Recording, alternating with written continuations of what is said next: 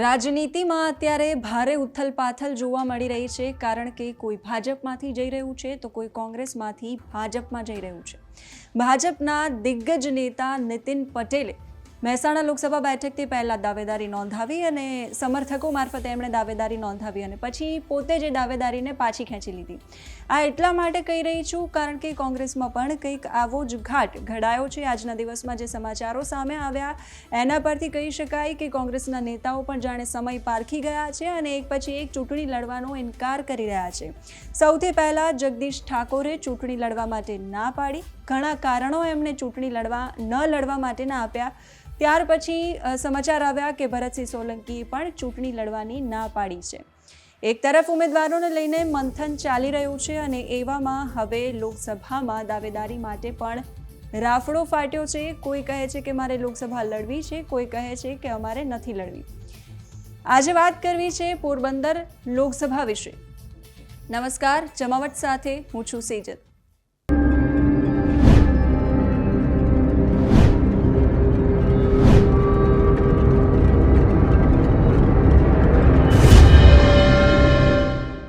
લોકસભાની ચૂંટણીને હવે ગણતરીનો સમય બાકી રહ્યો છે. દરેક સીટના લેખાજોખા કરવામાં આવી રહ્યા છે. એવામાં ગાંધીનું ગુજરાત અને ગાંધીની જન્મભૂમિ પોરબંદરની આજે વાત કરવી છે. આ બેઠકનો ઇતિહાસ ખૂબ આગવો છે. પોરબંદરથી રમેશ ધડુકના સ્થાને અન્ય ઉમેદવાર એટલે કે એવી ચર્ચાઓ જેના માટે ચાલે છે કે આ બહારના ઉમેદવાર છે એવા મનસુખભાઈ માંડવિયાને કેન્દ્રીય આરોગ્ય મંત્રીને ટિકિટ અપાઈ છે. એમાં પણ સૌથી વધુ ચર્ચા એ વાતની થઈ રહી હતી કે મનસુખ માંડવિયાને ભારતીય જનતા પાર્ટી ભાવનગર કે અમરેલી બેઠક પરથી ટિકિટ આપશે, પરંતુ ભાજપે એમને પોરબંદર બેઠક પરથી ટિકિટ આપીને સૌ કોઈને ચોંકાવ્યા છે. સૌ કોઈ ચોંકી તો ગયું જ છે, પરંતુ આ બેઠકનો ઇતિહાસ શું છે, કઈ કઈ વિધાનસભાઓ આ બેઠક પર આવેલી છે અને પાછલી લોકસભા અને વિધાનસભાની ચૂંટણીઓનો શું ઇતિહાસ છે એ સમજીશું આજે. આ વેબસાઇટ છે ચાણક્ય, જેનો રેફરન્સ લઈને આપણે આજે પોરબંદર વિધાનસભા બેઠકની વાત કરી રહ્યા છીએ. લોકસભા નો લિટરસી રેટ છે 69.11% અને SC/ST વોટર્સનું અહીંયા લિસ્ટ આપેલું છે. SC વોટર્સ છે 10.1% છે, ST વોટર્સ છે 1.7% છે અને મુસ્લિમ મતદારોનું અહીં પ્રભુત્વ છે. મેર, લોહાણા અને પાટીદાર સમાજનું પણ અહીં પ્રભુત્વ છે. એટલે મુસ્લિમ વોટર્સ છે એ 2.9% છે. પણ આપણે સૌથી પહેલાં સમજીએ કે આ જે લોકસભા સીટ છે પોરબંદર, એમાં સૌથી પહેલાં તો કઈ વિધાનસભાઓ આવેલી છે અને એના વિશે જો મારે વાત કરવી હોય તો પોરબંદરની અંદર છે ગોંડલ, જેતપુર, ધોરાજી વિધાનસભા છે, પોરબંદર છે, કુતિયાણા છે, માણાવદર છે અને કેશોદ છે. આ વિધાનસભાઓ અહીં આવેલી છે. કાસ્ટ ફેક્ટરની આપણે વાત કરી રહ્યા છીએ. સૌથી વધારે મેં વાત કરીએ પ્રમાણે આ બેઠકની અંદર પાટીદારોનું, મેર સમાજનું વર્ચસ્વ સૌથી વધારે અહીં જોવા મળે છે. હવે જોઈએ મેમ્બર ઓફ પાર્લામેન્ટ્સનું જે લિસ્ટ છે એ 2009થી શરૂઆત કરીશું. વિઠ્ઠલભાઈ રાદડિયા અહીં કોંગ્રેસમાંથી એ વખતે લડ્યા હતા. 2009માં કોંગ્રેસના વિઠ્ઠલભાઈ રાદડિયા સાંસદ હતા. ત્યાર પછી તેઓ ભાજપમાં જોડાયા. આણીના સમયે જનપ્રતિનિધિ રાજીનામું આપે અને ભારતીય જનતા પાર્ટીમાં જોડાય અને નવેસરથી ચૂંટણી લડે એનું ટ્રેલર છે એ વર્ષ 2013માં જોવા મળ્યું. માર્ચ 2013માં ધોરાજીમાં એક જાહેર સભા હતી જેમાં રાદડિયાની ભાજપમાં ઘર વાપસી થઈ, કારણ કે વર્ષ 1990માં એમણે ધોરાજીની બેઠક ભાજપની ટિકિટ પરથી જીતી હતી. એ ચૂંટણી ત્યારે જનતા દળ અને ભાજપ આ બંને સાથે મળીને લડી હતી. એટલે વિઠ્ઠલભાઈ રાદડિયા પરિવારનો આ પોરબંદરની સીટ પર, પોરબંદર લોકસભા બેઠક પર ખૂબ વર્ચસ્વ છે. રાદડિયા ફેક્ટર પણ કામ કરી રહ્યું છે. ખૂબ જ આગળ આપણે એ વિશે પણ વાત કરીશું. પરંતુ 2014માં જે 2009માં વિઠ્ઠલભાઈ રાદડિયા કોંગ્રેસમાંથી જીત્યા હતા, 2014માં તેઓ ભારતીય જનતા પાર્ટીમાંથી ચૂંટણી લડ્યા અને જીત્યા અને ત્યાર પછી 2019માં વાત કરીએ, રમેશ ધડુક જે છે એ સાંસદ હતા ભારતીય જનતા પાર્ટી તરફથી અને રમેશ ધડુકે હવે ચૂંટણી લડવાની અનિચ્છા દર્શાવી છે. વય મર્યાદા એમણે દર્શાવી છે. હવે વાત કરીએ પોરબંદરની જે લોકસભા બેઠક છે એની જે 7 વિધાનસભા બેઠકો છે એ બેઠક પર અત્યારે કોણ ધારાસભ્ય છે તો ગોંડલ બેઠક પર ગીતાબા જયરાજસિંહ જાડેજા પરિવારનો જે દબદબો અને જાડેજા પરિવારનું જે યુદ્ધ હતું આપણે ખૂબ સોશિયલ મીડિયા પર એના વિડીયોઝ વાયરલ થયેલા જોયા છે. જેતપુરમાં અત્યારે જયેશભાઈ રાદડિયા છે, ધોરાજીમાં અત્યારે મહેન્દ્રભાઈ પાડલિયા, ડૉક્ટર મહેન્દ્રભાઈ પાડલિયા ધારાસભ્ય છે. પોરબંદરમાં અર્જુનભાઈ મોઢવાડિયા એ દિગ્ગજ ચહેરો કોંગ્રેસનો, જેણે હવે ભારતીય જનતા પાર્ટીનો ખેસ પહેરી લીધો છે અને ખૂબ જ મોટો ફટકો કોંગ્રેસને કહી શકાય કે આ ચૂંટણીની અંદર પડ્યો છે, કારણ કે મોઢવાડિયા હવે માંડવિયાનો સાથ આપશે અને મોઢવાડિયા અને માંડવિયા આ ચૂંટણીની અંદર કંઈ કમાલ કરે તો નવાઈ નહીં, એ ફેક્ટર પણ અત્યારે અહીં છે. ત્યાર પછી વાત કરીએ કુતિયાણા બેઠકની. કુતિયાણામાં પણ કાંદલભાઈ જાડેજા, માણાવદરમાં અરવિંદભાઈ લાડાણી જે પણ કહી રહ્યા છે કે તેઓ થોડા સમયની અંદર ભારતીય જનતા પાર્ટીમાં જોડાઈ જશે. પછી દેવાભાઈ પૂંજાભાઈ માલમ જે છે કેશોદ બેઠક પરથી છે. વાત કરીએ વોટ શેરની, પાર્લામેન્ટ સીટ વાઇઝ 2022 વિધાનસભાનું ઇલેક્શન અને એમાં ભારતીય જનતા પાર્ટીનો જે વોટ શેર છે એ 44.9% રહ્યો હતો. અને પાર્લામેન્ટ 2019 ઇલેક્શનની વાત કરીએ તો 2019નું જે ઇલેક્શન છે એમાં ભારતીય જનતા પાર્ટીનો જે વોટ શેર છે એ 59.9 એટલે કે 60% રહ્યો હતો. 2022ની જે ચૂંટણી છે વિધાનસભાની ચૂંટણી, એ ભારતીય જનતા પાર્ટીનો વોટ શેર છે કોંગ્રેસ કરતાં વધારે રહ્યો હતો. એટલા માટે વધારે જોવા મળ્યો હતો કારણ કે 2022ની ચૂંટણીમાં ત્રિપાંખીયો જંગ ગુજરાતની અંદર હતો, એ આપણે સૌ કોઈએ જોયું છે. આમ આદમી પાર્ટીનું ફેક્ટર પણ આ ચૂંટણીની અંદર કામ કરતું હતું અને એના કારણે ભારતીય જનતા પાર્ટીનો છે એ વોટ શેર છે એ વધારે હતો.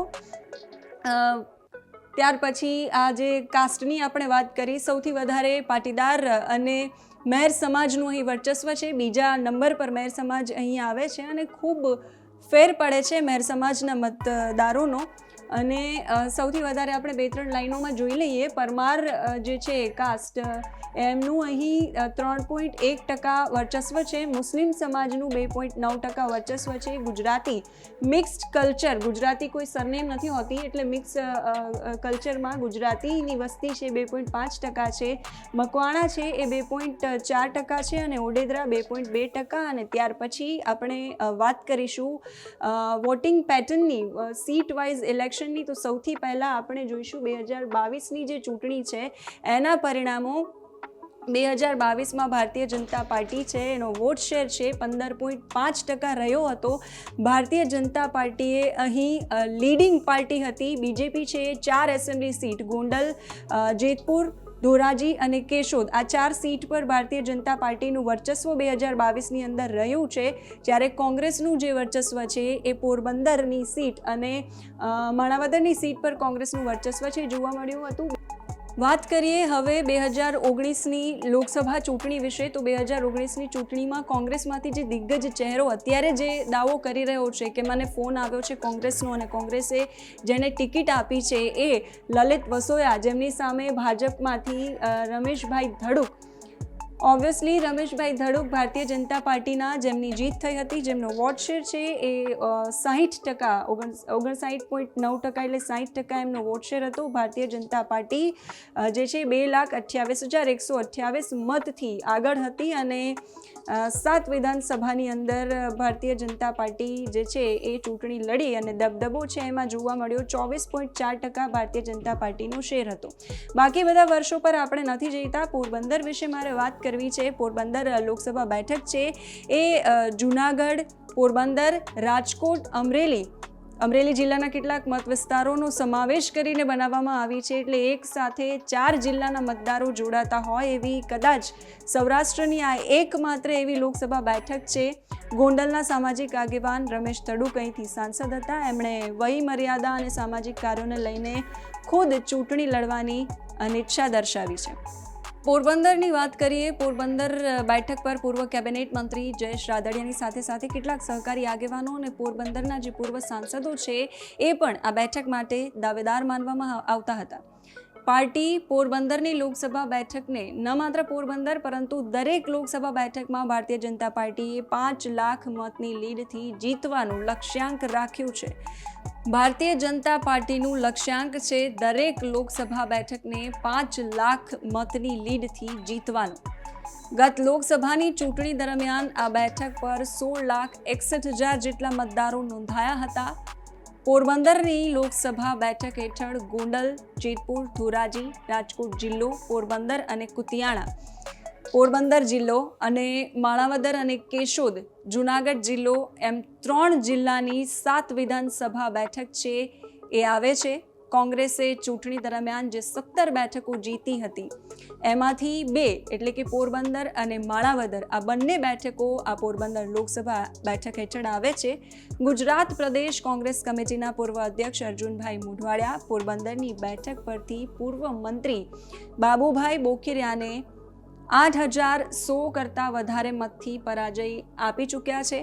પણ હવે કોંગ્રેસના આ પીઢ અને દિગ્ગજ નેતા, મેર સમાજના દિગ્ગજ નેતા અને વિધાનસભામાં પૂર્વ વિપક્ષના નેતા અર્જુનભાઈ મોઢવાડિયા કોંગ્રેસ છોડીને ભારતીય જનતા પાર્ટીમાં જોડાઈ ગયા છે. આ ઘણો મોટો ફટકો કોંગ્રેસને પડ્યો છે.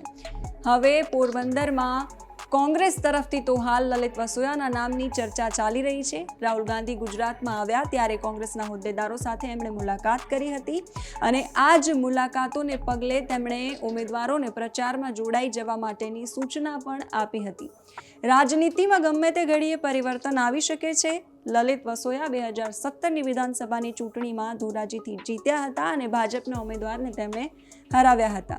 ત્યાર પછી જયેશ રાદડિયા સાથેના એમના સંબંધોના કારણે અનેકવાર ચર્ચાઓ એવી ચાલી હતી કે લલિત વસોયા છે એ ભારતીય જનતા પાર્ટીમાં જોડાઈ રહ્યા છે.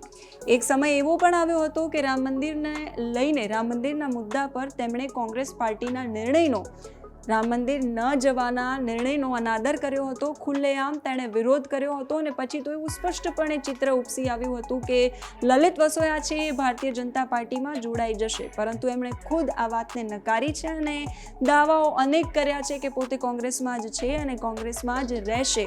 પણ આ રાજનીતિ છે, જો અને તોની વચ્ચે આ આખી રાજનીતિ રમે છે. પરિણામો શું હશે એ સમય બતાવશે.